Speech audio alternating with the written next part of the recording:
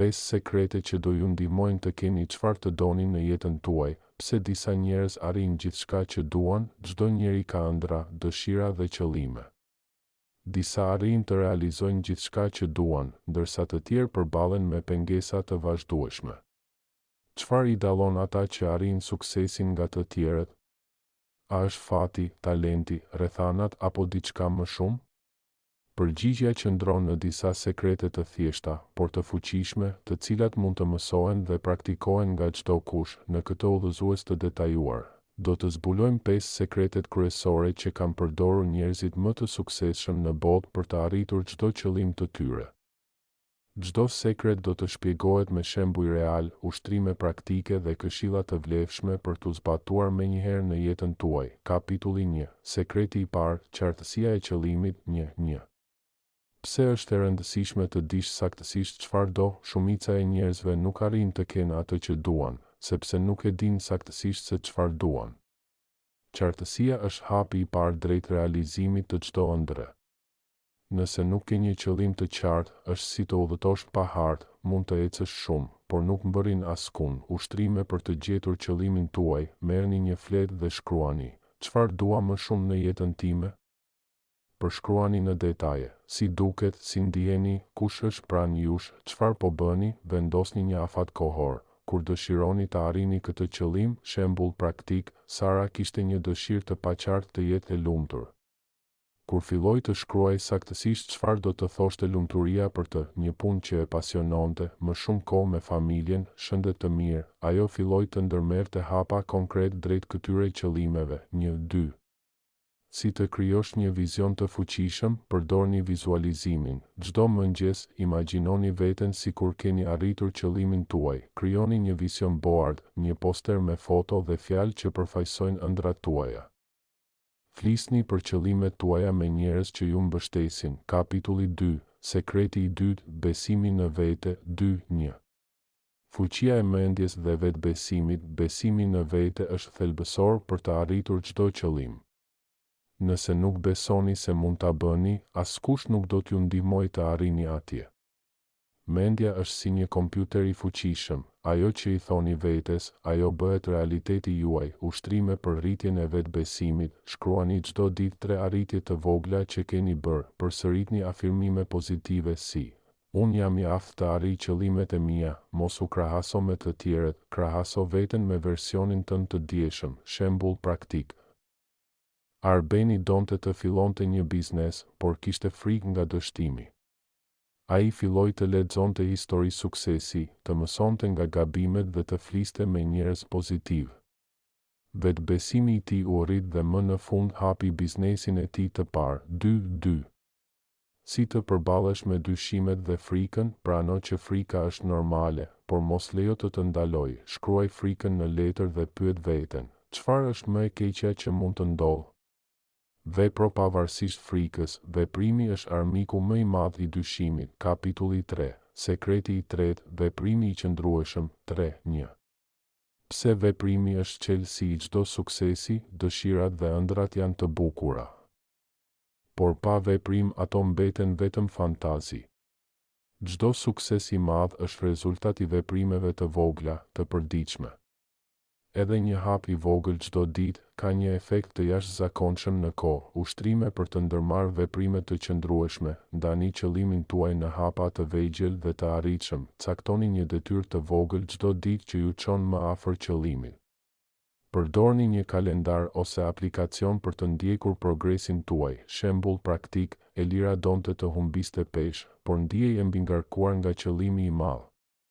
Ajo filloi me hapa të vegjël, të ecë 15 minuta çdo ditë, të pi më shumë ujë, të shmang pijet e gazuara. Pas disa muajsh, rezultatet ishin të dukshme. 3-2. Si të ruash motivimin? Festoni çdo arritje, sado e vogël të jetë. Rrethohuni me njerëz që ju inkurajojnë, lexoni libra motivues ose dëgjoni podcaste frymëzuese. Kapitulli 4. Sekreti i katërt, mësimi nga dështimi. 4-1. Dështimi nuk është fundi, por fillimi i suksesit. Çdo njeri i suksesshëm ka dështuar më shumë se një herë. Dallimi është se ata kanë mësuar nga dështimet e tyre dhe nuk janë dorëzuar. Dështimi është mësuesi më i mirë, ushtrime për të mësuar nga dështimi, pas çdo dështimi, shkruani, çfarë mësova nga kjo përvojë? Identifikoni çfarë mund të bëni ndryshe herën tjetër. Mos u ndëshko për gabimet, shihini si mundësi për rritje, shembull praktik, Iliri aplikoi në shumë vende pune dhe u refuzua disa herë. Në vend që të dorëzoj, ai përmirësoi CV-n, mësoi aftësi të reja dhe aplikoi përsëri. Së fundi, gjeti një punë që i pëlqente shumë. 4.2.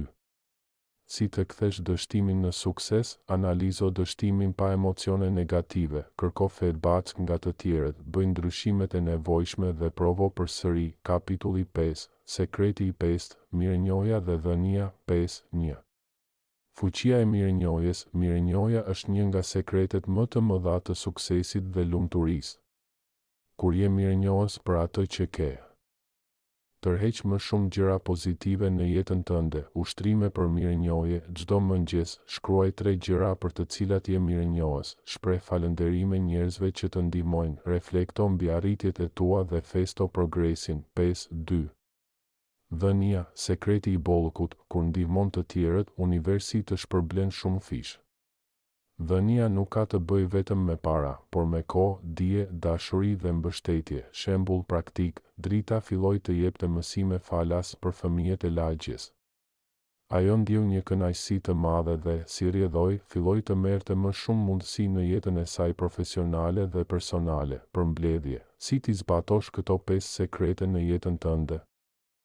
1. Qartësoj qëllimin tënd dhe vizualizoje çdo ditë. 2.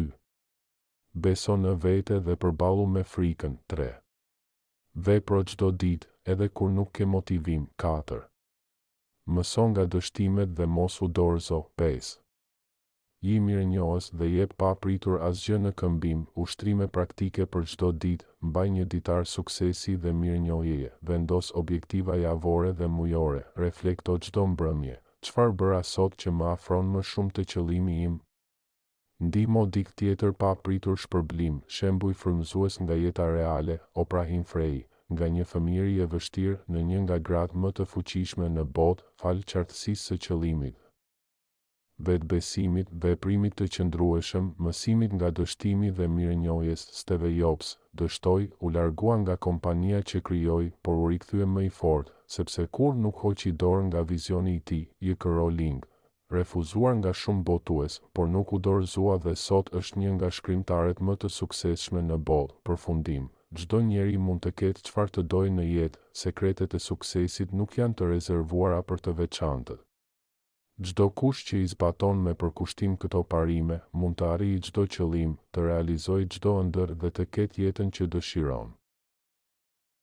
Qëllimi i vërtet, si ta gjesh dhe ta identifikosh? Shumë njerëz mendojnë se kanë qëllime, por në fakt kanë vetëm dëshira të paqarta. Qëllimi i vërtet është ai që të frymëzon, të jep energji dhe të bën të ndihesh i gjallë. Për ta gjetur atë, duhet të bësh një udhëtim të brendshëm, pyetje reflektuese për të gjetur qëllimin, çfarë do të bëja çdo ditë edhe nëse nuk do të paguhesha për të, në cilat momente ndjehem më i lumtur dhe më i plotësuar, çfarë më vjen natyrshëm dhe të tjerët më kërkojnë ndihmë për të, cilat janë vlerat e mia më të rëndësishme. Ushtrimi i 5 pseve, merr një qëllim të përgjithshëm. Pse dua të kem më shumë para dhe pyet veten pse? 5 herë radhazi. Kjo të ndihmon të zbulosh motivimin e vërtet pas dëshirës. Shpesh, pas dëshirës përpara fshihet nevoja për siguri, liri, ose për të ndihmuar të tjerët. Shembull, doni të hapni një biznes. Pse? Sepse doni të jeni i pavarur. Pse doni pavarësi? Sepse doni të kontrolloni kohën tuaj. Pse doni kontrollin e kohës? Sepse doni më shumë kohë me familjen. Kështu, qëllimi i vërtet është koha cilësore me të dashurit, jo thjesht biznesi. 1.4. Si të vendosësh objektiva SMART? Qëllimet duhet të jenë të qarta, të matshme, të arritshme, relevante dhe të kufizuara në kohë. SMART, specific. measurable, achievable, relevant, ti me bon, shembull i keq, dua të jem i suksesshëm, shembull i mirë, dua të përfundoj një kurs programimi online brenda 3 muajve dhe të gjej një punë në këtë fushë deri në fund të vitit, ushtrim. Shkruani 3 qëllimet tuaja kryesore dhe transformojini në objektiva SMART. Kapitulli 2, sekreti i dytë, besimi në vete, zgjeruar 2-3. Si të ndërtosh vetbesimin hap pas hapi, vetbesimi nuk është i lindur, ai ndërtohet përmes përvojës, njohjes së vetes dhe përballjes me sfida. Strategji për ndërtimin e vetbesimit, përballu me frikën, bëj çdo ditë diçka që të tremb, edhe nëse është diçka e vogël. Rikujto arritjet, mbaj një listë të sukseseve të tua, sado të vogla të jenë, kujdesu për veten, aktiviteti fizik, ushqimi i shëndetshëm dhe gjumi i mirë ndikojnë drejt për drejt në ndjenjen e vetvlerësimit, rrethohu me njerëz pozitiv. Largohu nga ata që të ulin moralin ose të mbushin me dyshime. Shembull, nëse ke frikë të flasësh në publik, fillo me grupe të vogla, pastaj me grupe më të mëdha. Çdo herë që e bën, fiton më shumë besim. 2-4. Si të përdorësh afirmimet pozitive? Afirmimet janë fjalë të thjeshta që përsëriten për të ndryshuar mënyrën si mendon për veten. Ato duhet të jenë në kohën e tashme. Pozitive dhe të personalizuara. Shembuj afirmimesh: unë jam i aftë të përballoj çdo sfidë, unë meritoj sukses dhe lumturi, unë kam gjithçka që më duhet për të arritur qëllimet e mia, ushtrim.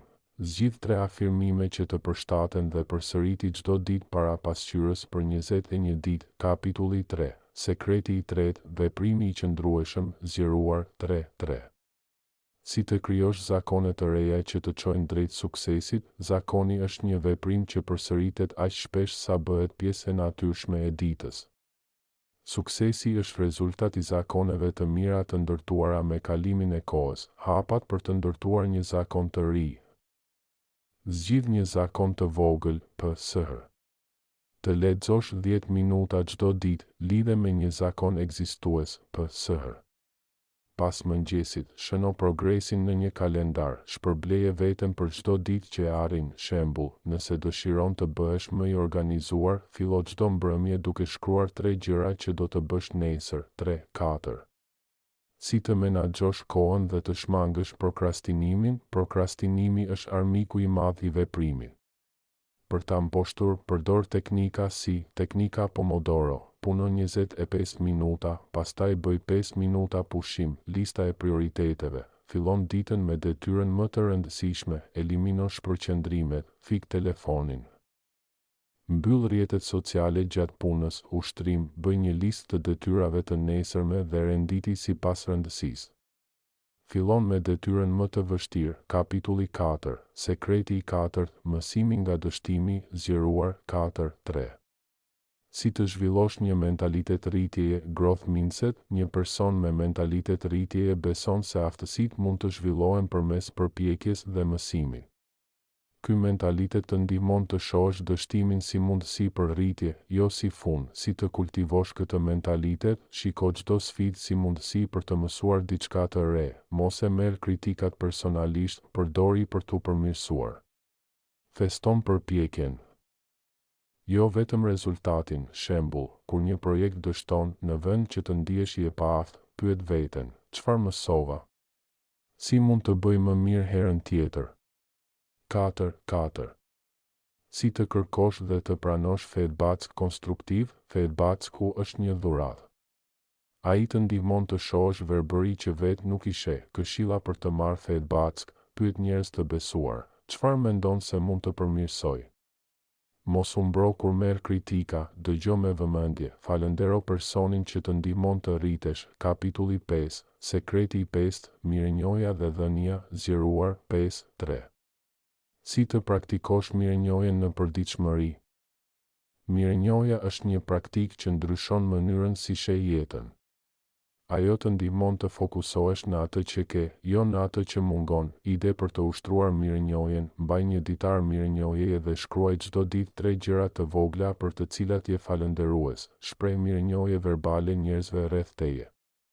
Reflekto çdo mbrëmje për momentet e mira të ditës, shembull, nëse ke pasur një ditë të vështirë, gjej të paktën një gjë të vogël për të cilën je mirënjohës, një buzëqeshje, një filxhan kafe, një telefonat me një mik. 5-4. Dhënia, si të ndihmosh të tjerët dhe të ndihesh i pasur shpirtërisht. Dhënia është një nga mënyrat më të fuqishme për të ndier bollë. Mund të japësh kohë, vëmendje, dije, dashuri ose ndihmë materiale, ide për të dhënë, ndihmo dikë në nevojë pa pritur shpërblim, bëhu vullnetar në një organizatë bamirësie, ndaj njohuritë ose përvojën tënde me të tjerët, shembull.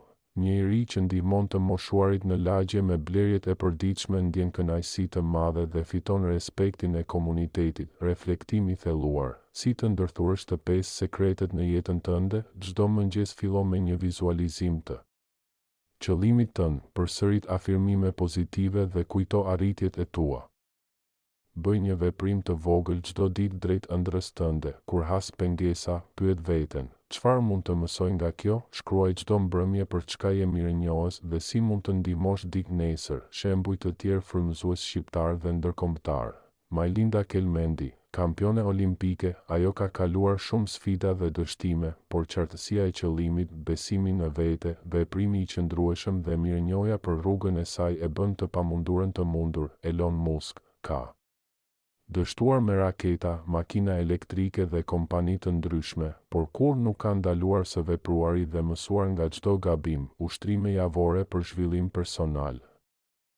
Java 1. Qartësia e qëllimit. Shkruaj vizionin tënd për 1, 5 dhe 10 vitet e ardhshme. Krijo një vision board me foto dhe fjalë frymëzuese. Java 2. Besimi në vete. Çdo ditë, bëj një veprim që të del jashtë zonës së rehatisë. Përsërit afirmimet e tua dhe regjistro ndryshimet në ndjenjat e tua. Java 3.